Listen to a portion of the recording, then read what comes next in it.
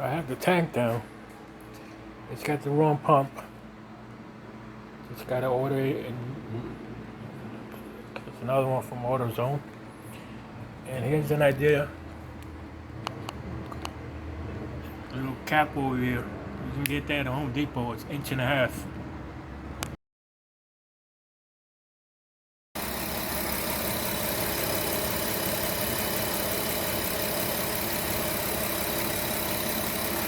I'll be done. After replacing the cam sensor,